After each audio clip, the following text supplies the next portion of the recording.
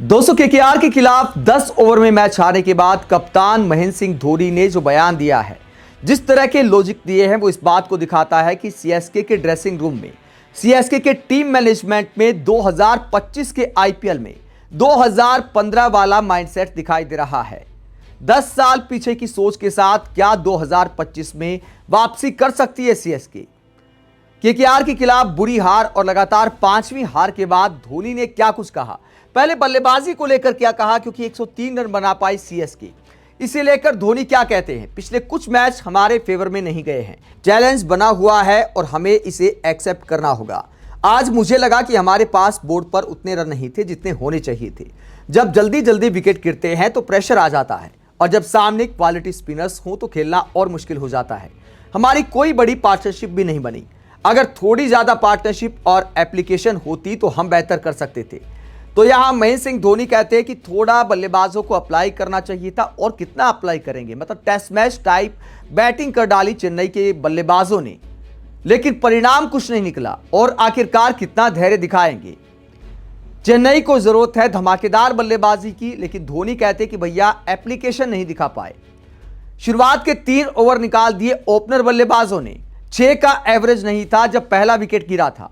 और कितना एप्लीकेशन चाहिए जब बाकी टीमों के बल्लेबाज शुरुआत के 3 ओवर में 40 रन, 45 रन, यहां तक कि 50 रन भी कई बल्लेबाज ठोक डालते हैं, शुरुआत के जो ओपनर बल्लेबाज हैं। वहीं सीएसके के बल्लेबाज आउटडेटेड क्रिकेट खेलते हैं, और धोनी कहते हैं कि भैया एप्लीकेशन नहीं दिखाया, और कितना धैर्य दिखाएंगे। और धोनी कहते हैं कि भैया क्वालिटी स्पिन गेंदबाजों को खेलना बहुत मुश्किल हो जाता है। मुझे लगता है कि धोनी और टीम का जो माइंडसेट है पहले से ही घबराए हुए थे, पहले से ही इनके दिमाग में वरुण चक्रवर्ती और सुनील नारायण घूम रहे थे कि यार इनका सामना कैसे करेंगे। हालांकि वो अलग बात है कि आज तो हर्षित राणा को भी नहीं खेल पाई चेन्नई की टीम, तो बहुत खराब बल्लेबाजी की। और इस आउटडेटेड बल्लेबाजी को लेकर धोनी का क्या कहना है? दोस्तों 2025 में 2015 वाली सोच दिखाई है सीएसके के कप्तान ने। धोनी कहते हैं कि हमारे बल्लेबाज अगर 60 रन बनाने जाएंगे पावर प्ले में तो हम मुश्किल में आ जाएंगे। क्या कहा धोनी ने पावर प्ले में धीमी बल्लेबाजी को लेकर? धोनी कहते हैं कि सबसे जरूरी है कि कंडीशंस को समझा जाए। कुछ मैचों में हमने ठीक ठाक किया है, अपनी स्ट्रेंथ पर भरोसा रखो और वही शॉट्स खेलो जो तुम्हारे गेम का हिस्सा है।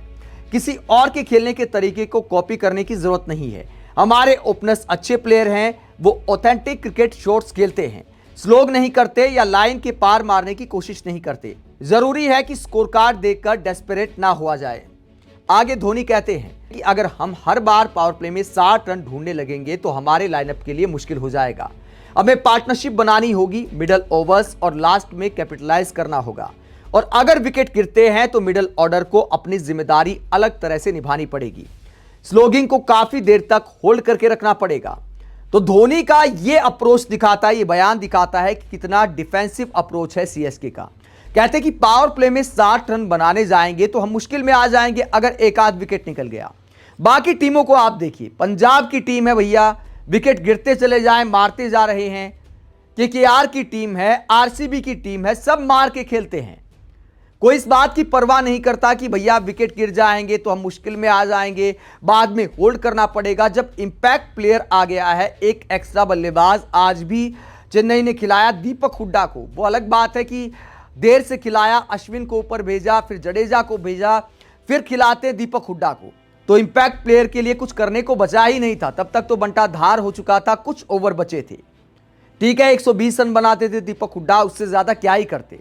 तो सीएसके की जो अप्रोच है कि अपने शॉट खेलने हैं, आड़े तिरछे शॉट नहीं खेलने हैं। आजकल के बल्लेबाज जब 360 डिग्री की बल्लेबाजी करने की कोशिश कर रहे हैं, धोनी की पाठशाला में कहा जा रहा है कि भैया हम करेंगे तो संकट में आ जाएंगे। इसका मतलब है कि सीएसके ने टीम ही गलत चुनी है। जो बल्लेबाज 60 रन बनाने का भरोसा नहीं रखते, जिस टीम की अप्रोच यह है कि पावर प्ले में रुक कर खेलना है, यह पुराने जमाने का क्रिकेट है। सीएसके की बल्लेबाजी देखकर यह भी सवाल उठता है कि भैया मान लो आपने शुरुआत में विकेट रोक लिए तो आखिर में कितने पावर हिटर हैं? शिवम दुबे के बाद पावर हिटर खत्म हो जाते हैं।